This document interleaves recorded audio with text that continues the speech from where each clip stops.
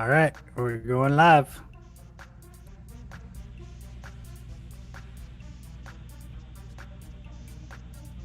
And we are live. Welcome to BAM Fight Club. I'm Colby, this is Fern, and we are previewing UFC 276 Adesanya versus Cannonier.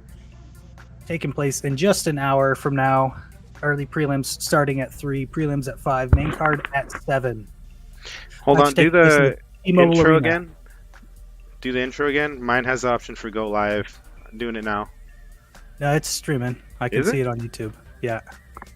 I can't yet. It does the same thing as the button that I push. So I already see pushed it it. now.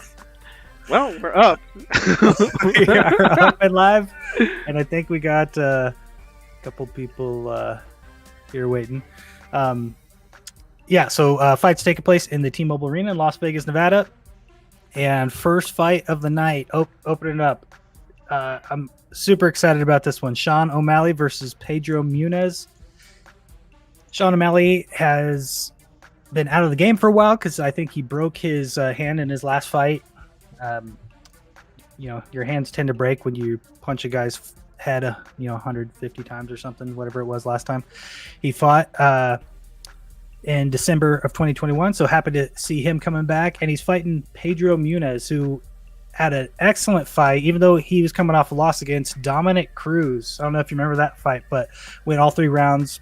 He ended up losing by decision to Dominic Cruz, but I thought it was a great fight. And he had a great fight with Jose Aldo before that one. So even though Pedro's coming off of a 2-loss streak here, I don't feel like he's on a downward trajectory. I feel like he has been fighting competitive fights in both those last 2 fights.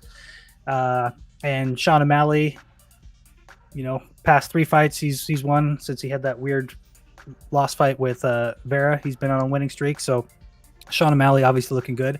You got any thoughts on this one, Fern, in terms of matchup and style? Yeah, I think this is going to be probably, in my opinion, fight of the night.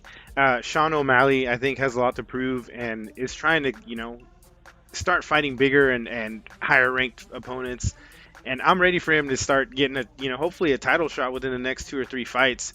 Munoz is definitely a great opponent for him to face off against. He's definitely on the shorter end, smaller end weight size. And, looking at their stats, Sean O'Malley is just outlanding, has more significant strikes.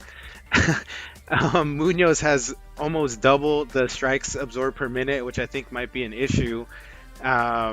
Defense, they both have great defense, about 60% grappling wise. I haven't really seen, Sean O'Malley grapple much, but I think he's, one of those traditional strikers that uses it to keep himself standing.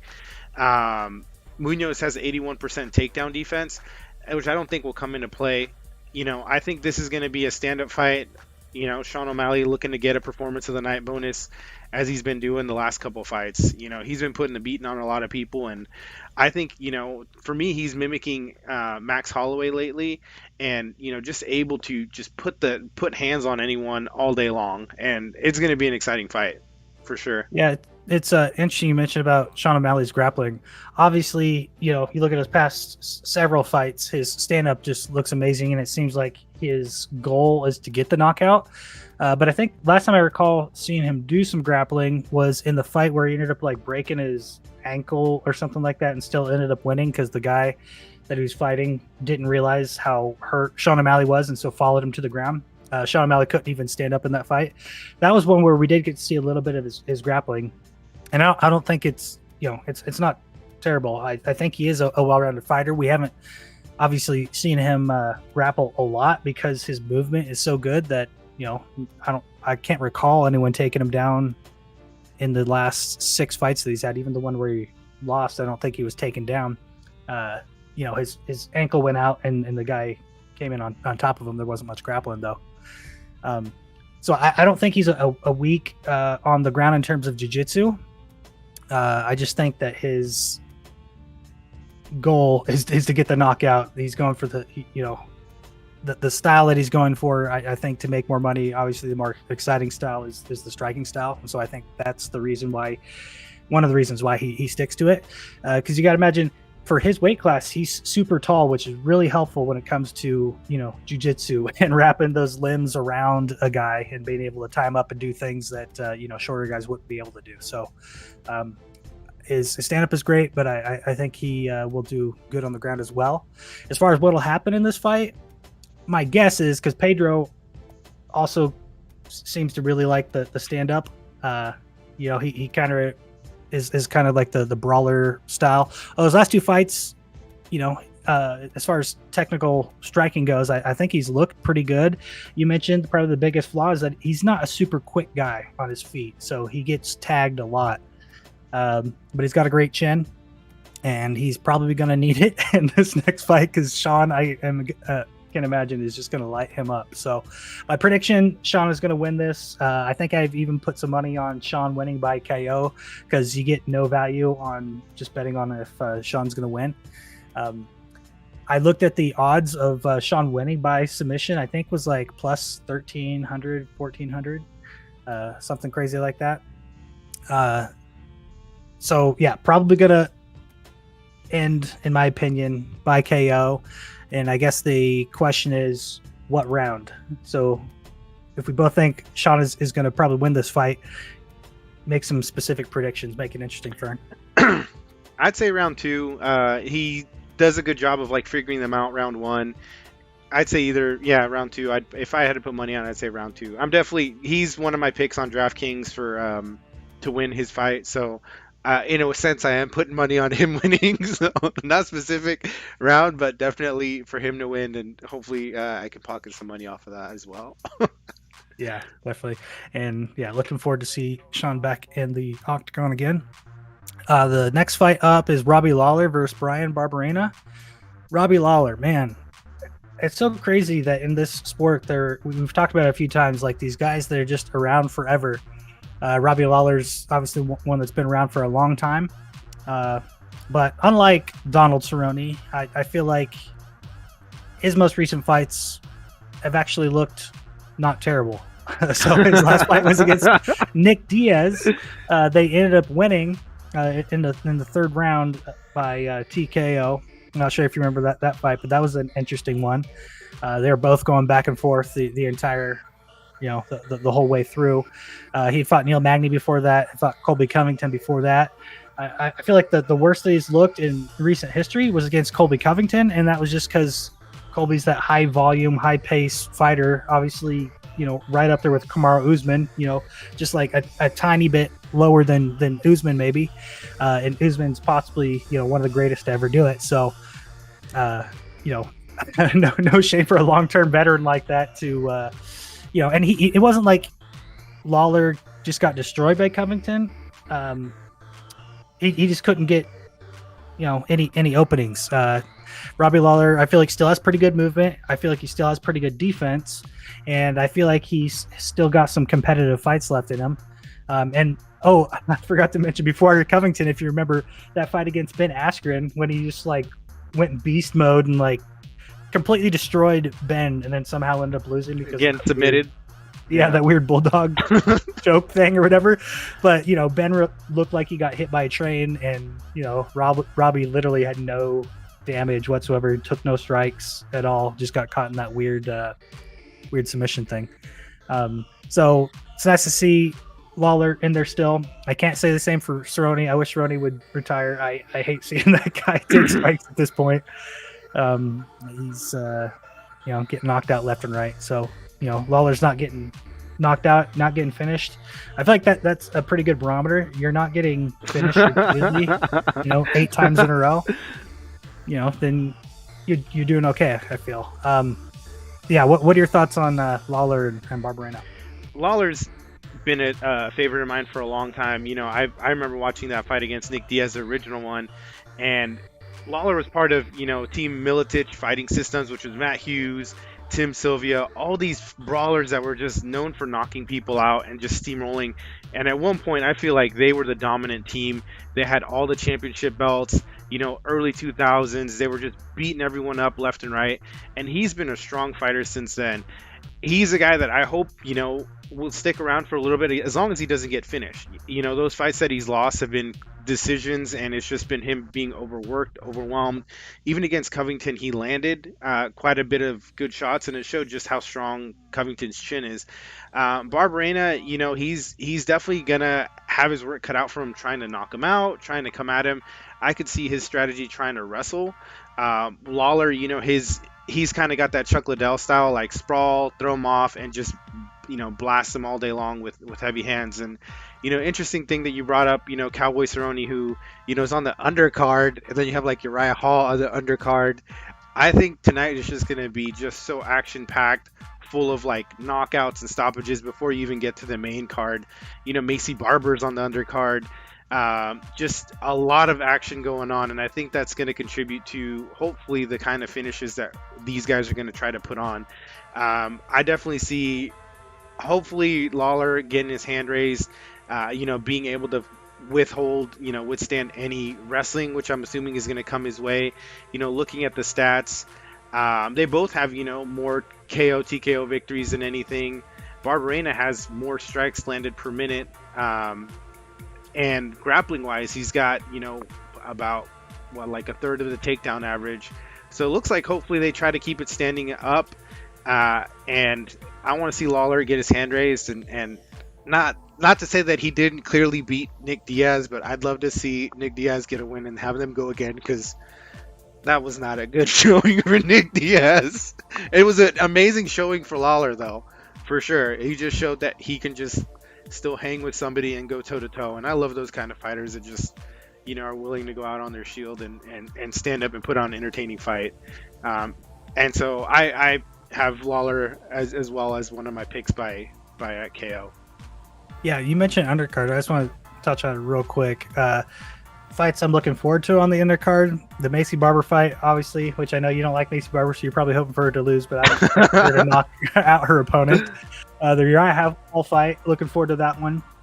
I haven't seen Uriah fight in a while. I think he had a previous fight scheduled that ended up getting canceled.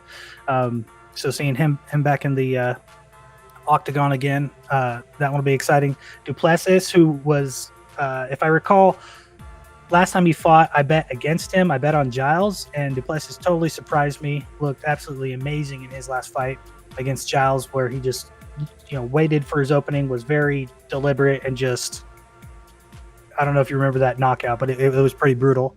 So I expect Duplessis to knock out his opponent. I expect Macy Barber to knock out her opponent. I expect Ian Gary to knock out his opponent.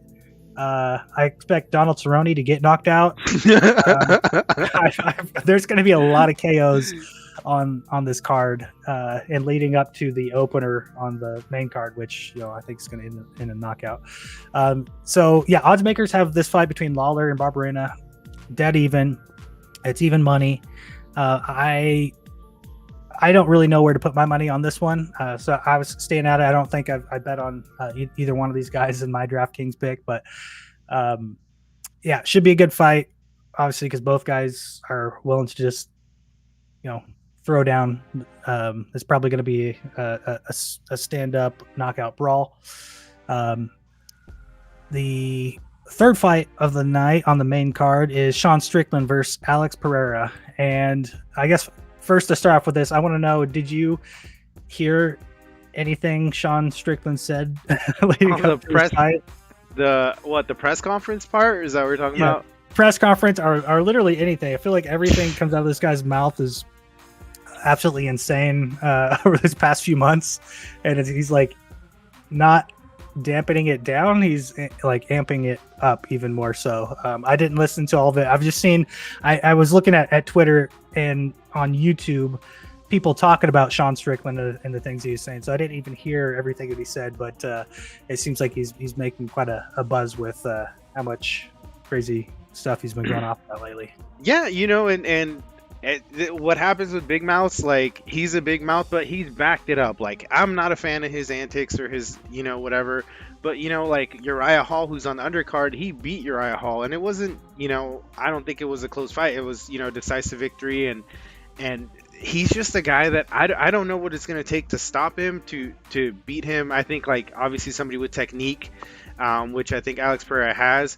But Strickland has a chin, man. He's one of those guys that I literally think you have to, like, submit, fully put to sleep, or knock him out completely. Like he just keeps coming, and again, as long as he keeps with it, like we gotta deal with the talk. I'm not a fan of it, but hey, no one shut him up yet.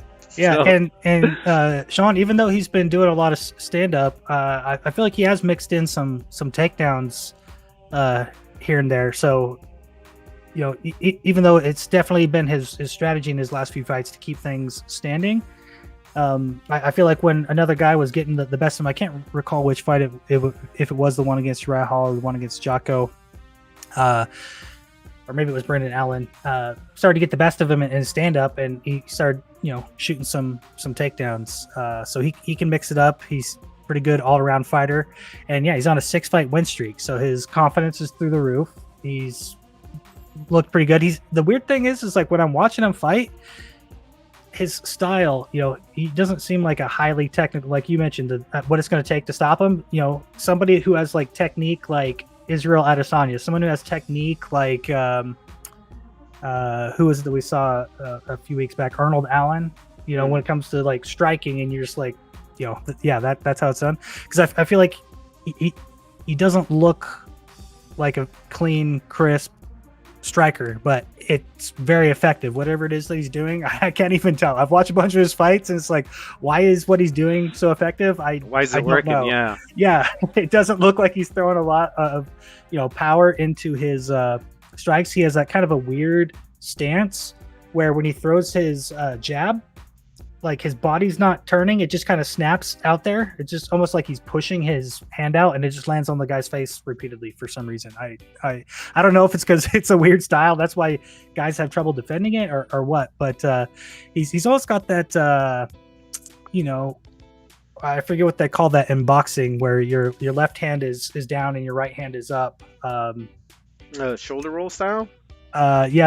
Yeah, I can't recall the specific term for it, but it almost kind of looks like that that fighting stance. It's interesting. So on this one though, what is it going to take to stop him? I think Alex Pereira, as far as stand-up striking technique, may have it. Remember, Pereira's the one who knocked out Israel Adesanya. He's a former kickboxer, a longtime veteran. He's only got a few fights in the UFC, but this guy's specialty is kickboxing. So, this will be a big test for Sean Strickland. I feel like if Sean can put away Alex in this one, then Sean's going to be making a lot of noise about, getting that title fight. He's ranked number 4 right now. So he takes out Pereira and does it in, convincing fashion. Who else is above him? There's only a few other choices for fights at this weight class. So it'll be interesting. I think if of the people who have gone up against Strickland, I think this is his biggest test. In just what you said, it's going to take a technical kind of striker to be able to counter what Sean's been doing. So we'll see. Is that unorthodox, weird stand-up style going to work against somebody who's a very clearly technically talented striker like Alex Pereira? Yeah, and Strickland has made it like clear in the press conference and stuff like that don't expect him to just stand there and stand up with somebody. Like, he's ready to mix it up and do whatever wrestling he needs to do, which I think we haven't really seen much from Alex Pereira. I believe Alex Pereira does train with Glover Teixeira in their camp, so he does have some skills. He should be getting better skills on the ground, but he's got significant height and reach advantage, man. Like, he's 6'4" compared to 6'1", 79-inch reach to 76, and that kickboxing background. I want to see somebody at the lower weights that, I don't know if you remember, Gabriel Gonzaga fought Randy Couture way back, and Couture beat him, but Gabriel Gonzaga broke Randy Couture's arm while Randy was trying to block a kick. And Pereira is the type of kicker that I think could easily do that, cause damage to somebody, even if they block it or check the kicks. He's got the size, he's got the technique, probably has those shins built up from years of kickboxing. Definitely going to be an interesting fight. I have, Pereira as one of my DraftKings picks. I want to see that rematch with Izzy, and Strickland can easily play spoiler. I think we all want to see somebody test Izzy and have, somebody who has a mental advantage over Izzy at this point, because Israel just goes into a fight now knowing that he is the man to beat, and no one can touch him. No one's hurt him. No one's done anything to him. And I'd love to see that head to head of, him looking at somebody who has put him to sleep before. Yeah. I mean, that's what I think that's why he's in the UFC, essentially. I feel like the UFC went out of the way to recruit this guy. They found this guy in Israel's past, like, who can beat Israel? And they went through the record, like, this guy beat him before. So I feel like they recruited him specifically to build up some buzz and to, maybe see that rematch. Interesting. Just my conspiracy theory. I basically have no evidence whatsoever. That's just when I heard about him coming into the UFC, I was like, because he hadn't done MMA. Like, why is this guy coming to the UFC? Kickboxer or whatever. Yeah. It's like, after Izzy becomes champion, he's like, he knocked out Izzy, therefore he belongs, in the rematch. He's just got to face down his demons from the past. So, what's your call on this one? Oh man, it's tough. I'll probably go with Strickland. I think what's going to happen is in the stand up, I think Alex is going to get the better of Sean, and I think Sean's going to take him down. And then with the ground game, Alex being a kickboxer, not having nearly as much experience on the ground, I think that's where Sean's going to have the best chance of winning. And I think that's probably where it's going to go. And wrestling's not the kind of thing where you can do kickboxing. I feel like for 10, 15 years, do wrestling, jiu-jitsu, or anything like that. And then in just a few short years, unless you're, not even with GSP, even though GSP didn't have a background in wrestling, he learned it pretty quickly. It was much earlier in the sport, for one. And it's not like GSP, had 10, 15 years of like boxing and things like that, technique wise, that muscle memory stuff. So anyway, went off on a weird tangent there, but I'm sticking with Strickland. I think Strickland's going to take it to the ground. I think Strickland's going to win it with some ground and pound. Yeah, I think Pereira, I'm hoping for him to come out, victorious to see that fight against Izzy. But, Strickland, again, no one at this point has been able to stop him. As brash as he is, as confident, cocky, whatever, he's still a very smart fighter, because he has, put away some people that I didn't think he would put away. And he's, won decisions over people who I thought would knock him out. Uriah Hall specifically. I don't know how he won that, but he was never in any danger, and he got the better of him standing up, which, that his stand up, like you mentioned, I don't know what he does, but it almost looks like he's just relaxed, calm, not really worried about getting hit too much, and able to land and pick his shots as needed. So, yeah. All right. So next up, Volkanovski versus Holloway. Third time's a charm. This one. So, at this point, Volkanovski has 2 wins over Holloway.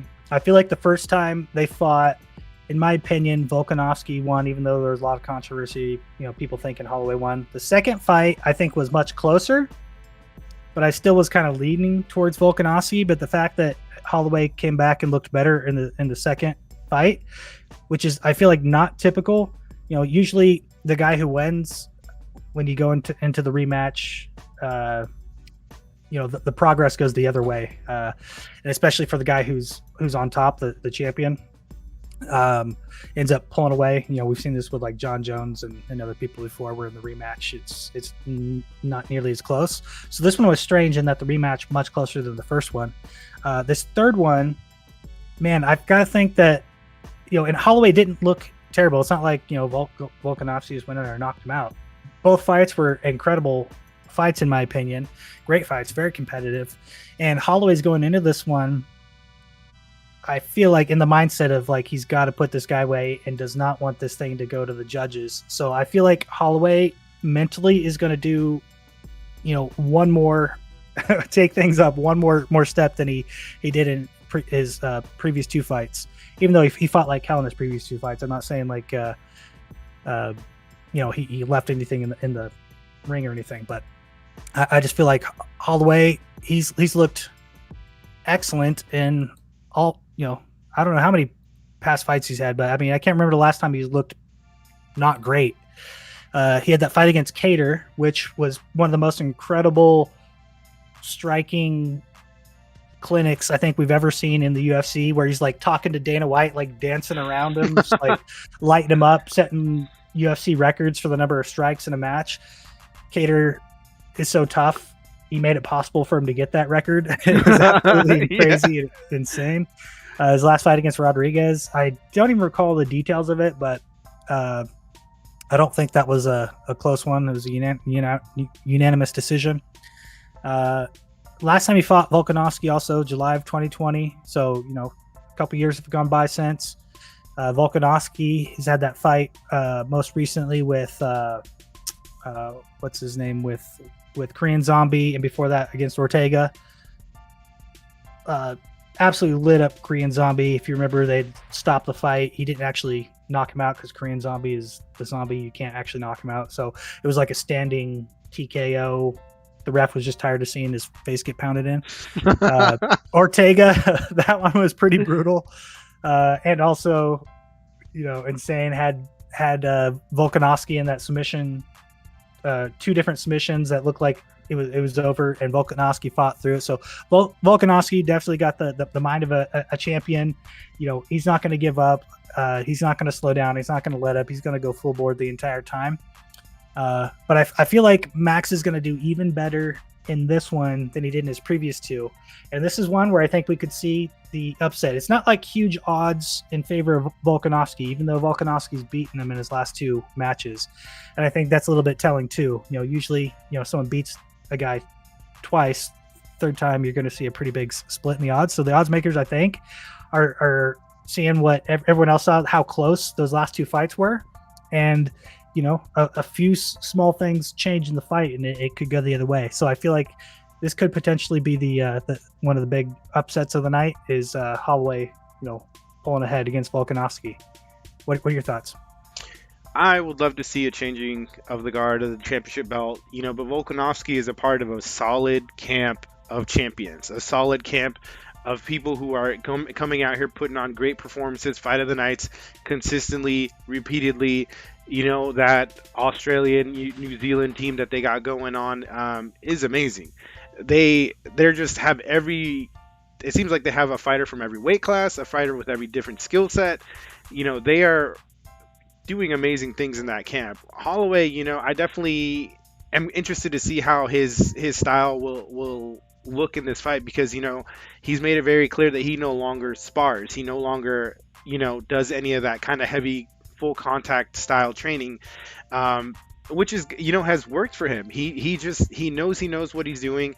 He just needs to work on a couple things in camps, and he's shown the last couple fights that he doesn't need that, because he's broken records and done things that other people haven't, while taking minimal damage and stuff like that. Hold on. If true, I have to put that out there, because I don't know how true it is that he actually doesn't spar at all. I don't know if that's something he's just saying, because if you recall, a couple years ago, he said that he was training with his coach over Zoom. I don't know how you train for a UFC fight over Zoom, so I don't know how much of that is just BS of not wanting to reveal something, about what he's doing to prepare, and not give his opponent any advantage, and so he just comes up with something sounds ridiculous and weird to say. It could be true. I've heard from a lot of guys that the sparring, they reduce a lot, but I haven't I haven't verified. I don't know if there's verification that's been done on any of these guys who say that they don't no spar one at in all. Hawaii, apparently. No one to verify this or not, but Yeah, because I really don't believe that story about him training with his coach over Zoom. Like, I feel like he broke the rules of the lockdown and did not want to go to jail or whatever. Came up with this story. I feel like his coach was in his garage with him training. He had training partners. I can't imagine that these guys didn't just stop training and started putting on Oculus and doing virtual reality training instead. Like, I don't know. I think so. I don't know if true. Now, if it is actually true that he stopped sparring, yeah, exactly what you said. It has not affected his performance whatsoever, because he's recently set a record for the number of strikes in a fight and looked absolutely incredible. So yeah, we'll see. So wait, what are your predictions on this one? Who's going to win, Volkanovski or Holloway? Volkanovski. I just think his team is solid. He's solid. He hasn't shown any weaknesses. Besides the Brian Ortega's close submissions, he's been putting a beating on everyone. If there's somebody who's going to beat him, it's going to be Holloway, though, because Holloway has just been getting his sparring training. Sparring or not, he's been doing it just in the real fights, getting that like quadruple workload in. This is definitely an exciting fight, and my background is actually of Volkanovski in the cage warming up before today's fight. That's his leg right there behind me. So had to cut him out to feel like I'm there. What's your call? Who'd you pick on? So I don't know. This is another one where it's really hard. I feel like Volkanovski has the slight edge, but if I had to pick, I'm going to pick Holloway on this one actually. And I'm not sure that it'll actually end up in a finish, but I just feel like Holloway's going to do something, like I said, take it one more level up from what he has in his past two fights against Volkanovski. Although Volkanovski looked great in his last two fights, I feel like it was Holloway getting better, not it wasn't Volkanovski getting worse, but I also didn't see Volkanovski, I feel like, getting better. Although Volkanovski in his last fight against Korean Zombie, it's hard to say he looked great in that one.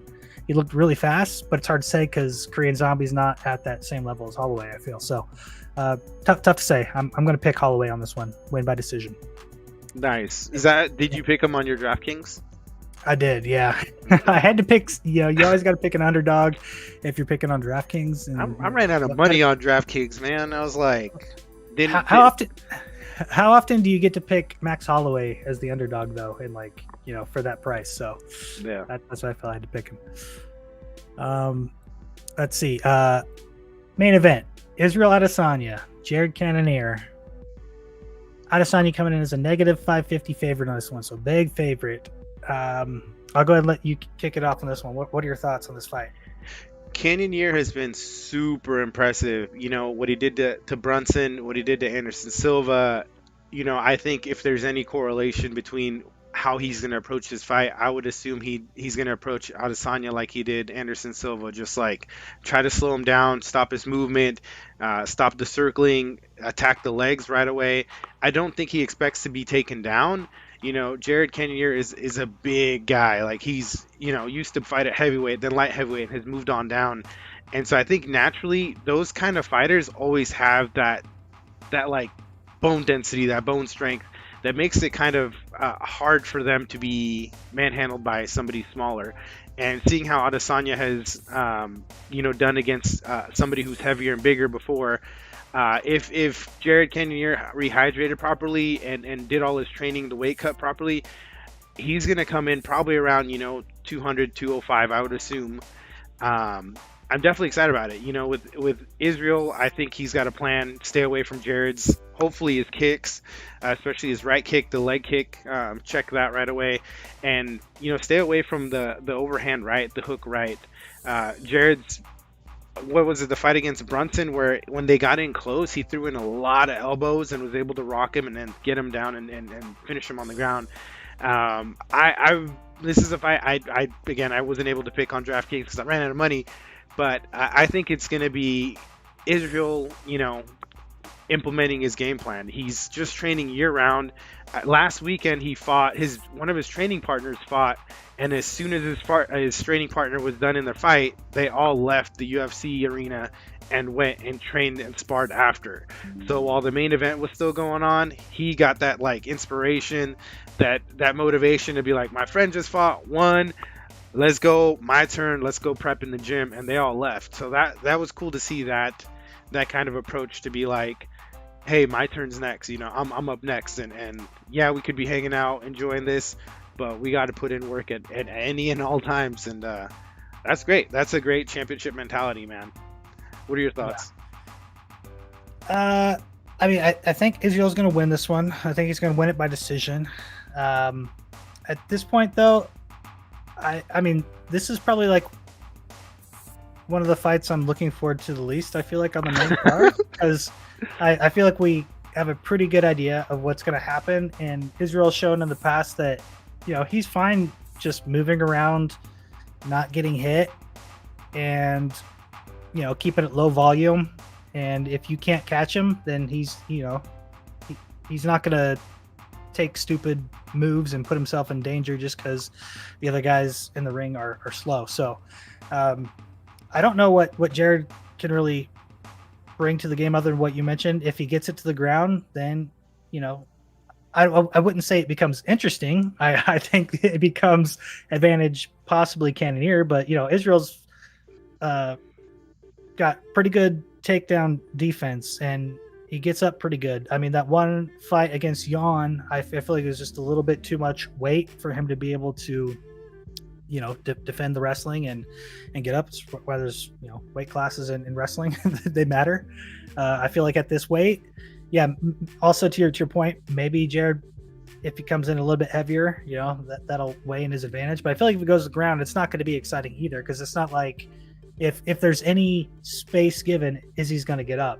So I feel like there's going to be so much energy expended just to hold him down that it's not going to be super interesting if it goes to the ground. If it's in the stand-up,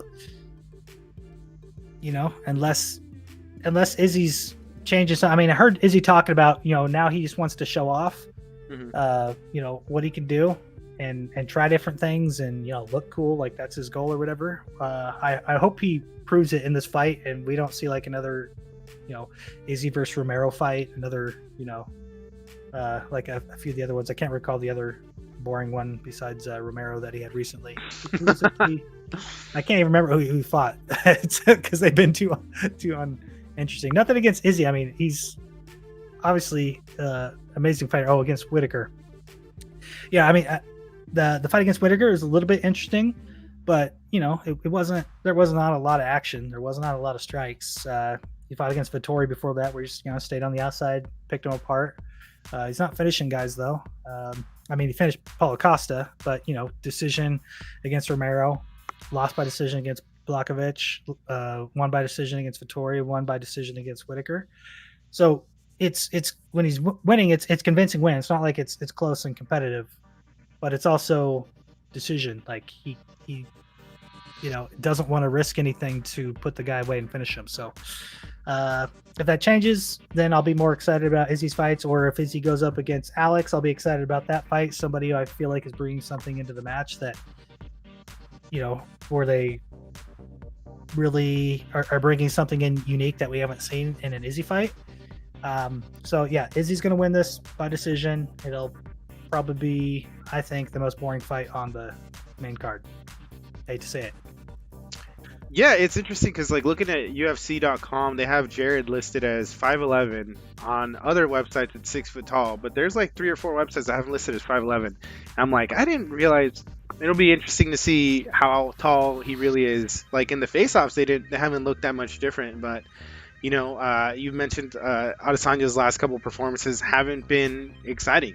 He's clearly better than them at certain things. He's clearly good at avoiding strikes and techniques. Like he just has to implement his plan, his game, whatever he wants to do.